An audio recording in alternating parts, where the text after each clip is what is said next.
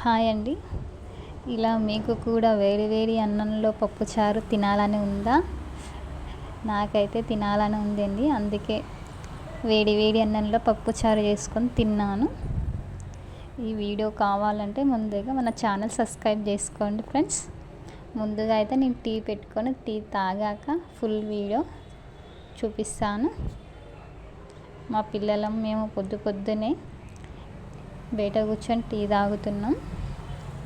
చల్లగా ఉంది వాతావరణం, బయట అలా తాగుతుంటే ఎలా బాగుందో.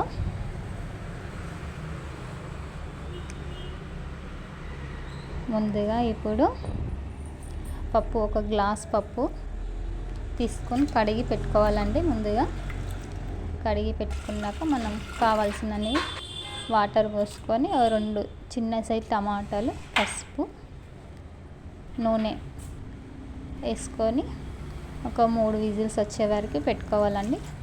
ముందుగా మనకు ఒక గ్లాస్ పప్పుకి ఒక 2 నిమ్మకాయల సైజు పప్పు నానబెట్టుకోవాలి. నానే వరకు మనకు పప్పు ఉడికిందండి. ఉడికిన తర్వాత నీళ్ళు మొత్తం వంపుకొని పప్పు రుబ్బుకోవాలి. మనం పప్పు గుజ్జుతోనే రుబ్బుకోవాలి, మిక్సీలో వేసుకోరాదు. తర్వాత ఒక వేరే గిన్నెలో వేసుకోవాలండి. వేసుకొని చింతపండు ముందే గుజ్జు పీసుకొని పెట్టుకొని వేసుకోవాలి. అందులోనే కొంచెం కారం, ఉప్పు, జీలకర్ర, ఎల్లిపాయలండి దంచుకోవాలి, కచ్చాపచ్చాగా వేసుకోవాలి. అదే టేస్ట్. మనం పొయ్యి మీద పెట్టుకొని ఇవన్నీ వేసుకోవాలి.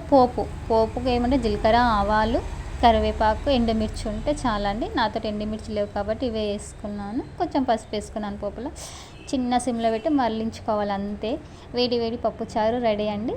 వేడి వేడి అన్నంలో, ఈ చల్లటి వాతావరణంలో పప్పుచారుతో తింటే అబ్బా ఎలా ఉంటుంది ఫ్రెండ్స్. ఈ వీడియో మీకు నచ్చినట్టయితే సబ్స్క్రైబ్ చేసుకోండి మన ఛానల్. ముందుగా లంచ్లోకి మధ్యాహ్నానికండి నాటుకోడి 1 కేజీన్నర పడి ఉంటుందండి. నాటుకోడి కాల్చి తెచ్చిండు ఆయన. ఇప్పుడు మధ్యాహ్నానికి లంచ్లోకి నాటుకోడి చికెన్. ముందుగా కొబ్బరి వేడి చేసుకుంటున్నాను. ఈ వర్షాకాలంలో ఇట్లా మసాలా ఫుడ్ వేడిగా తినాలనిపిస్తుంటుంది కదా మనకి. అందుకే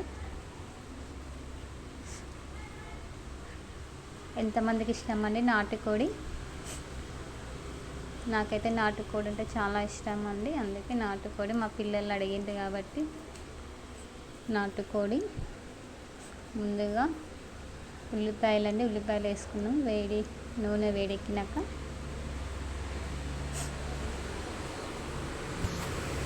ఈ వర్షాకాలంలో ఘాటు మిరియాలు, చికెన్ వేడిగా తినాలని ఉంటుంది అందరికీ. అందుకే మీకోసం నాటుకోడి చికెన్ పప్పుచారండి ఈ వీడియోలో.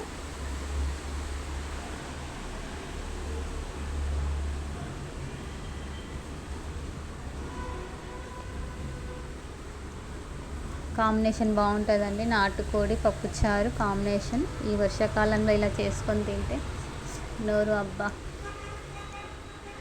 చప్పగా ఉండే నోరు కూడా కారం ఉంటుంది. ఈ వీడియో మీకు నచ్చినట్టయితే ఫ్రెండ్స్ లైక్ చేయండి, సబ్స్క్రైబ్ చేసుకోండి మన ఛానల్, కామెంట్స్ పెట్టండి ఫ్రెండ్స్.